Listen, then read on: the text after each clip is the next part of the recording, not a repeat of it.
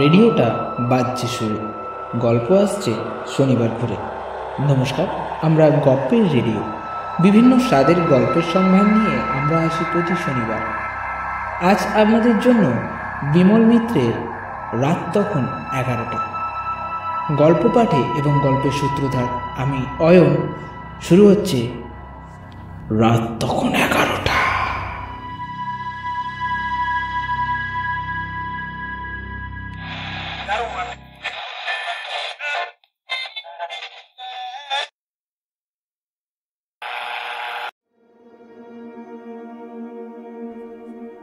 ঘটনাটি ঘটল রাত 11টার সময়।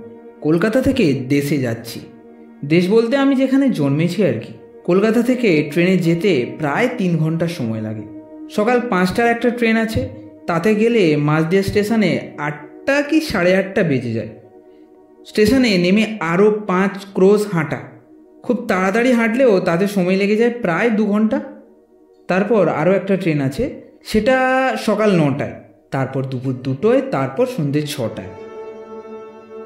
সন্ধ্যে 6টার ট্রেনে গেলে রাত 9টায় পৌঁছতে পারা যায় মাঝদিয়া স্টেশনে, কিন্তু তাতে গেলে বাড়ি পৌঁছতে প্রায় রাত 11টা বেজে যায়। সাধারণত সেই ট্রেনে আমি যাই না। তখন আমি কলকাতায় একটা মেসে পড়াশুনো করি। প্রত্যেক শনিবার দুপুর 2টোর ট্রেনে বাড়ি ফিরে আসি আমি। তাতে খুবই সুবিধে, ভিড়ও কম থাকে আর সন্ধ্যের আগেই বাড়ি পৌঁছানো যায়। কিন্তু সবসময় সে ট্রেনে যাওয়ার সুবিধে হয় না। লেখাপড়া ছাড়াও ফুটবল খেলার বড্ড নেশা ছিল আমার। রবিবার দিনটায় দেশে না কাটিয়ে কলকাতার বন্ধুবান্ধবের সঙ্গে কাটাতে বেশিই ভালো লাগে। কোনো শনিবার বাড়িতে না গেলে বাবার চিঠি আসে। লেখেন, তুমি গত শনিবার বাড়ি আসনি কেন? আমরা পথ চাইয়া বসিয়াছিলাম, তোমার শরীর খারাপ হইল কিনা ভাবিয়া চিন্তিত আছি। পত্র পাঠে উত্তর দেবে। আমি বাবার একমাত্র সন্তান। বাবার খুব বয়স হয়েছে। আমাকে নিয়ে তার যত ভাবনা চিন্তা, স্বপ্ন, আরও অনেক কিছু। আমি কবে বড় হব, কবে মানুষ হব, কবে আমার বংশের মুখ উজ্জ্বল করব, এই সব। কিন্তু ততদিনে আমার একটা নিজস্ব জগৎ গড়ে উঠেছে। দেশের চেয়ে কলকাতা আমার আকর্ষণ একটু বেশি, কারণ বাবা আমার জন্য একটু মোটা টাকা পাঠান। সেই টাকা দিয়ে আমি রোজ ময়দানে ফুটবল খেলা, ক্রিকেট খেলা, আবারও কখনো বা সিনেমাও দেখতে যাই। কলকাতার জীবন গ্রামের জীবনের মতো একঘেয়েমি নয়। সেখানে চারিদিকে এদো পানা পুকুর আর কেবল ক্ষেত খামার, বন জঙ্গল ইত্যাদি। আমাদের মতো যাদের অবস্থা ভালো নয়, তারা লেখাপড়া ছেড়ে দিয়ে কেবল বারোয়ারি তলার বটগাছের ছায়ায় হারুর মুদির দোকানের মাচায় বসে আড্ডা মারে এবং তাস খেলে। আর আমি গেলে তারা আমার কাছে এসে কলকাতার গল্প শোনে। কারোর কোনো কাজ নেই, বাড়ির অবস্থা খারাপ বলে তারা কলকাতায় আসতে পারে না, সে পয়সাও তাদের নেই। তাই আমাকে দেখে একটু একটু হিংসে ওরা করে। আমার চাল চলন, জামা প্যান্ট দেখে একটু তো অবাক হয়ে যায় তারা। আমার জুতো, আমার চুল ছাটা, আমার সাবান মাখা দেখে তাদের তাক লেগে যায়। কারণ আমাদের গ্রাম এমনই একটা গ্রাম যেখানে শহরের সভ্যতা ঢোকবার কোনো সুযোগ পায়নি। আমাদের বাড়ির পাশের বাড়িতে থাকতেন নুসু কাকা বলে একজন। আসল নাম বোধহয় ছিল ওই নৃসিংহ ভট্টাচার্য। বাবা তাকে নুসু বলে ডাকতেন। তিনি গ্রামে গ্রামে যজমানদের বাড়িতে গিয়ে পুজো করতেন। এক কথায় ব্রাহ্মণ বলতে পারেন। সত্যি বলতে বড্ড ভালো লোক ছিলেন তিনি। আমি দেশে গেলেই আমার সঙ্গে দেখা করতে আসতেন আর বলতেন, কিরকম লেখাপড়া হচ্ছে বাবা, ভালো তো? আমি তার পায়ে হাত দিয়ে প্রণাম করতাম, বলতাম হ্যাঁ। তিনি বলতেন, হ্যাঁ, খুব মন দিয়ে লেখাপড়া করবে বাবা, এখন দিনকাল খুব খারাপ। আর কলকাতা শহরে যেরকম গাড়ি ঘোড়া, ট্রাম বাস শুনেছি, খুব সাবধানে চলাফেরা করবে।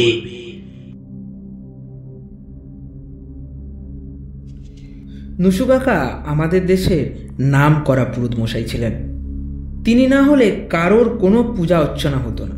কেউ হাতে খড়ি দেবে তাতেও যেমন ডাক, আবার কারোর বাড়িতে ছেলের অন্নপ্রাশন তাতেও তেমন ডাক।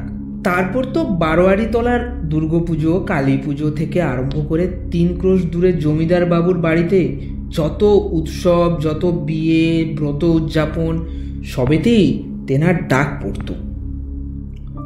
তা এই আবহাওয়াতেও আমি মানুষ, কিন্তু আবহাওয়াতে মানুষ হয়েও যে ঘটনাটি আমার সঙ্গে ঘটল তার কথাই বলি আমি। কলকাতার তখন আমার স্কুলে পরীক্ষা চলছিল। 3 সপ্তাহ দেশে ফিরতে পারিনি। বাবাকে সে কথা লিখেও দিয়েছিলাম যে আমি 3 সপ্তাহের জন্য এখন দেশে ফিরতে পারবো না। পরীক্ষা যেদিন শেষ হলো সে দিনটি ছিল শনিবার। মেসে এসে ভাবলাম 2টো ট্রেন ধরব, কিন্তু কয়েকদিন ধরে রাত জেগে পড়ার পর বড্ড ক্লান্ত ছিলাম আমি। ঘড়িতে তখন 12:30। আধ ঘন্টা ঘুমিয়ে নেওয়া যাক, এই ভেবে আমি ঘুমিয়ে পড়লাম। কিন্তু যখন ঘুম ভাঙল তখন দেখলাম দেয়াল ঘড়িতে প্রায় 3:30। আমার বন্ধু যে আমার পাশের বিছানায় শুতো সে দেখলাম অঘরে ঘুমোচ্ছে। মনে হলো সর্বনাশ, 2টোর গাড়িটা তো কখনই ছেড়ে গেছে। এরপরে তো সন্ধ্যা 6টার ট্রেনের আগে কোনো ট্রেন নেই বাড়ি ফেরবার। সেই গাড়িতে গেলে বাড়িতে পৌঁছতে তো প্রায় রাত 11টা বেজে যাবে। কিন্তু শিয়ালদা স্টেশন থেকে গাড়িটা ছাড়তে সেদিন কেন জানি না আধ ঘন্টা দেরি হয়ে গেল। ভাবলাম ট্রেনটা হয়তো একটু দেরি করেই মাঝদিয়া স্টেশনে পৌঁছবে। তার মানে যখন 5 ক্রোশ হেঁটে বাড়ি পৌঁছবো তখন ওই রাত 12টা বেজে যাবে। বাবা হয়তো খুবই বকাবকি শুরু করে দেবেন আর বলবেন, দুপুর 2টোর ট্রেনে আসতে পারলে না। কিন্তু না, ট্রেনটা ঠিক সময় মাঝদিয়া স্টেশনে পৌঁছে গেল। আমি নিশ্চিন্ত হয়ে গেলাম। এদিককার প্ল্যাটফর্মে পৌঁছে টিকিটটা দেখিয়ে আমি বাইরে বার হলাম। গেটের বাইরের বাজার। তখন এত রাত বলে হয়তো বাজারে ভিড়টা খুবই পাতলা হয়ে গেছে। তাড়াতাড়ি বাজার ছেড়ে আমি বড় রাস্তায় এসে পৌঁছলাম আর ভাবলাম যে একটা সাইকেল রিক্সা ভাড়া করে নেব, তাতে করেই বাড়ি চলে যাব। কিন্তু দুর্ভাগ্যবশত কোনো রিক্সাই যেতে চাইল না এত দূর। বেশি টাকার লোভ দেখিয়েও কেউ রাজি হলো না। সবাই একই কথা বলল, অত দূর সবাই নিয়ে গেলে ফিরে আসতে রাত 1টা বেজে যাবে। আমি বললাম আমি তোদের ডবল ভাড়া দেব, তবুও কেউ রাজি হলো না। অগত্যা আমি হাঁটতে শুরু করলাম। হাতে আমার অনেক জিনিস ছিল। বাবা কাশির ওষুধ কিনে নিতে লিখেছিলেন আমাকে। শিয়ালদা স্টেশনে পৌঁছবার আগে দোকান থেকে কাশির ওষুধ আমি কিনে এনেছিলাম। মায়ের জন্য 1000 মলম এনেছিলাম। মার পায়ে হাজা হয়েছিল। তারপর বাবার জন্য একটা গামছা, আরও অনেক খুচরো খুচরো জিনিস কিনেছিলাম, যা যা বাবা কলকাতা থেকে আনার জন্য ওই চিঠিটাতে লিখেছিল। রাস্তা দিয়ে কেবল একা হেঁটে চলেছি আমি। চারিদিকে নিশুটি অন্ধকার। রাতে গ্রামের লোকজনেরা সকাল সকালই ঘুমিয়ে পড়ে, কারণ ভোরবেলা উঠতে হয়তো তাদের, তাই জন্য। অন্ধকারে দূর থেকে বড় বড় গাছগুলোকে মনে হচ্ছে যেন পাহাড়। খানিক দূরে গিয়ে পিচের রাস্তা শেষ হয়ে গেল। বর্ষার রাত ছিল, আকাশে শুধু তারা জ্বলছে আমার মাথার উপর। মাঝে মাঝে শিয়ালের হুক্কা হওয়া ডাক কানে আসছে।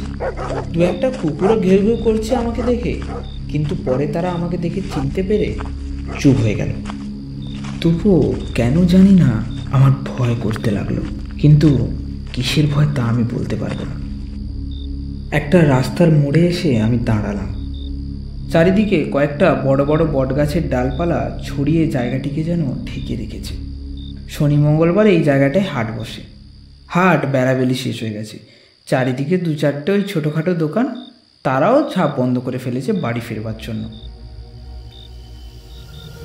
বহুদিন আগে ওই বটগাছের ডালে একজন মানুষ গলায় দড়ি দিয়ে আত্মহত্যা করেছিল। সেই ছোটবেলাকার ঘটনা। কিন্তু তখন থেকে জায়গাটা এসে দাঁড়ালেই দিনের বেলায় কেমন গা ছমছম করতো, আর এখন তো রাত 10:30 বেজে গেছে। মনে পড়লো বাবা মা বোধহয় এতক্ষণে ঘুমিয়ে পড়েছেন। বিকেল গড়িয়ে সন্ধে হয়ে রাত হয়ে গেল। তারা ভাবছেন হয়তো আমি আর আসবো না। হয়তো মা আমার জন্য ভাত রান্না করে বসেছিলেন। বাবা বলছেন, আর কেন বসে আছো? খোকা আজ বোধহয় এলো না, তুমি খেয়ে নিয়ে শুয়ে পড়ো। মা বোধহয় তখন খেয়ে নিয়েছে, আর তারপর হয়তো আমার কথা ভাবতে ভাবতে বিছানায় শুয়ে হয়তো ঘুমিয়ে পড়েছে। এইসব কথা ভাবতে ভাবতেই আমি হেঁটে চলেছি। রাত তখন 11টা বেজে গেছে। রাস্তাটা গিয়ে নলগাড়ির নাবালে গিয়ে মিশেছে। আগে এখানে একটা নদী ছিল। আগে যখন নদীতে জল ছিল তখন খেয়াতে নৌকোর এপার ওপার করা হতো, কিন্তু এখন নদী শুকিয়ে গেছে। সেখানে ঢালু জমিতে এখন চাষবাস হয়, আর একপাশে গরুর গাড়ি যাওয়ার রাস্তা। বর্ষার পর গরম পড়াতে রাস্তায় আবার ধুলো জমেছে।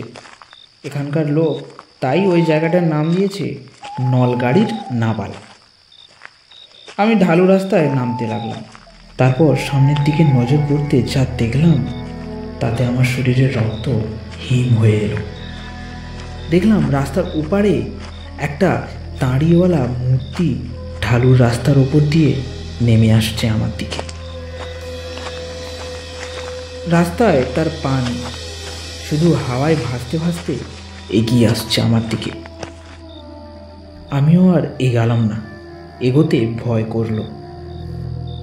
ও কি তবে সেই লোকটার মূর্তি যে একদিন বটগাছে গলায় দড়ি দিয়ে মরেছিল? তখন কত লোকের মুখেই শুনতে পেতাম যে সে নাকি এই অঞ্চলের ভূত হয়ে ঘুরে বেড়ায়, কিন্তু আমি নিজের চোখে কখনো কোনোদিন দেখিনি। হঠাৎ আমাকে লক্ষ্য করে মূর্তিটা কথা বলে উঠল, বলল, কে ওখানে? সত্যি বলতে আমি কি জবাব দেব কিছুতেই বুঝতে পারলাম না। শুধু থেমে বললাম, আমি। আমি কে? বলতে বলতে মূর্তিটা আমার দিকে আরো এগিয়ে আসতে লাগলো। সামনে মুখের কাছে এসে বলল, কে? কে তুমি? আমি ভয়ে শিউরে উঠছিলাম তখন। কি জবাব দেব বুঝতে পারলাম না সেই মুহূর্তে। তারপর মূর্তিটা আমাকে জিজ্ঞেস করলো, ও তুমি বিমল, ধীরেশদার ছেলে? আমার যেন তখনই জ্ঞান ফিরে এলো। চিনতে পারলাম মূর্তিটাকে আমি। আমার নুসু কাকা। বললাম, নুসু কাকা আপনি এখানে? তারপর নুসু কাকা বললেন, হ্যাঁ আমি। তা তোমার আসতে এত দেরি হলো যে? হ্যাঁ, দুপুর 2টো ট্রেন ধরতে পারিনি, আসলে আমি ঘুমিয়ে পড়েছিলাম, তাই সন্ধ্যে 6টার ট্রেন ধরে আমি আসলাম। তারপর নুসু কাকা বললেন, তা আজকে এই অমাবস্যার রাতে না এলেই পারতে। এই রাত বিরেতে কি আসা ভালো? আমাদের গায়ে যে পরশুদিন বাঘ বেরিয়েছিল, তারপর কদিন আগে বাবুদের বাড়িতে ডাকাত পড়েছিল। তারপর বললাম আমি, তা আপনি এত রাত্রিরে কোথায় যাচ্ছেন? তারপর নুসু কাকা বলে উঠলেন, জমিদার বাবুর স্ত্রী হঠাৎ থেকে পাঠিয়েছেন। তার বড় ছেলের খুব অসুখ।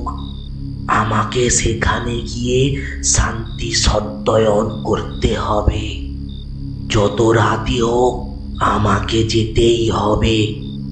তার বড় ছেলের এখন যায় তখন যায় অবস্থা, তাই খেয়ে নিয়েই দৌড়াচ্ছি। আমাকে যে ডাকতে এসেছিল তাকে বলেছি, তুমি এগিয়ে যাও, আমি খেয়ে উঠেই যাচ্ছি। তা তোমার সঙ্গে রাস্তায় কোনো লোকের দেখা হয়নি? কই না তো। তা রাত্রের বেলা হয়তো ঠাউর হয়নি তোমার। তা তুমি বাবা একলা এত রাতে এসে ভালো করনি। চলো আমি তোমাকে গাঁ পর্যন্ত পৌঁছে দিই। আপনি এত আর কষ্ট করতে যাবেন কেন? আপনারও তো তাড়া আছে, বলুন। সে কি কথা? এই এত রাতে তোমাকে কি এই অবস্থায় একলা ছেড়ে যেতে পারি? শুনলে ধীরেশদা যে আমার ওপর রাগ করবে, বলবে তুমি খোকাকে ওই অবস্থায় একলা ফেলে কি করে চলে গেলে। কি আর করা যাবে, ওদিকে জমিদার বাবুর বাড়িতে তার বড় ছেলে এখন যায় তখন যায় অবস্থা, আর তিনি কিনা নিজে আমাকে আমার বাড়িতে পৌঁছে দিতে চান। এরপর রাস্তায় যেতে যেতে নুসু কাকা বলতে লাগলেন, তুমি 3 সপ্তাহ বাড়ি আসনি, সেজন্য ধীরেশদা খুব ভাবছিলেন কলকাতায় থাকো তুমি, তোমার বয়স হয়েছে, তোমার যত পড়াশোনায় থাক, সপ্তাহে একদিনের জন্যে বাবা মাকে দেখতে আসতে পারো না? তুমি যখন বড় হবে আর নিজে বাবা হবে তখন বুঝবে ছেলেকে দেখতে না পেলে বাপের মনে কি কষ্ট হয়। আমি নসু কাকার এই কথা শুনে কোনো জবাব দিলাম না। চুপ করে নসু কাকার সঙ্গে সঙ্গে চলতে লাগলাম। তারপর আমার বাড়ির কাছাকাছি এসে নসু কাকা আমাকে বললেন, ওই দেখো তোমাদের বাড়ি, এবার আর কোনো ভয় নেই। আমি চলি বাবা, আমার খুব তাড়া আছে। এই কথা বলে তিনি চলে গেলেন। আমি আমাদের বাড়ির সদর দরজার কড়া নাড়াতে লাগলাম আর ডাক দিয়ে উঠলাম, বাবা, বাবা, বাবা। বাবা আমার ডাক শুনে ধড়পড় করে জেগে উঠেছে, মাও জেগে উঠেছেন। তাড়াতাড়ি দরজা খুলে আমাকে দেখে বললেন, খোকা তুমি এসে গেছো? কোন ট্রেনে এলে? দুপুরের ট্রেনে আসতে পারলে না কেন? বললাম, দুপুরবেলা পরীক্ষা দিয়ে একটু ঘুমিয়ে পড়েছিলাম, তাই আর কি। তারপর বাবা বললেন, তা বলে সন্ধ্যের ট্রেনে আসতে হয়? জানো তো বাড়ি ফিরতে 11টা বেজে যাবে। তাছাড়া গায়ে পরশুদিন বাঘ বেরিয়েছিল, কদিন আগে বাবুদের বাড়িতে ডাকাতও পড়েছিল। তারপর আমি বললাম, সত্যি বলতে আমি জানতাম না বাবা। রাস্তায় দেখা হয়ে গেল নসু কাকার সঙ্গে, তিনিই তো আমাকে বাড়ি পৌঁছে দিয়ে গেলেন। নসু কাকা? হ্যাঁ, তার সঙ্গেই তো নলগাড়ির নাবালে দেখা হয়ে গেল। তিনি জমিদার বাবুদের বাড়িতে যাচ্ছিলেন, তাদের বড় ছেলের নাকি মরমর অবস্থা, তাই তিনি নাকি তার শান্তি সস্থান করতে সেখানে যাচ্ছিলেন।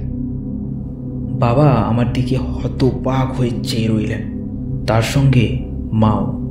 তারপর বাবা বললেন, তুমি ঠিক দেখেছ, তোমার নসু কাকা তিনি তোমার সঙ্গে কথাও বলেছেন। তুমি কি আবল তাবল বকছো হে? বারে, আমি ভুল দেখবো কেন? আমি নসু কাকাকে চিনতে পারবো না? কিন্তু তোমার নসু কাকা তো পরশুদিন মারা গিয়েছে। আমরা যে নবদ্বীপে গিয়ে তার সৎকার করে এলো।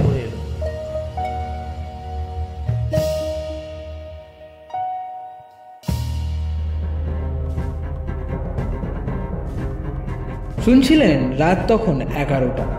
গল্প পাঠে এবং ধীরেশবাবুর ছেলের চরিত্রে আমি অয়ন, নসু কাকার চরিত্রে সূর্য, বাবার চরিত্রে শঙ্খ, আবহ সঙ্গীতে শঙ্খ ও সূর্য, পোস্টার ডিজাইনে আমি অয়ন, পর্ব পরিচালনায় টিম গপ্পের রেডিও। পরবর্তী পর্বে আবারও একটি গল্প নিয়ে হাজির হবে টিম গপ্পের রেডিও।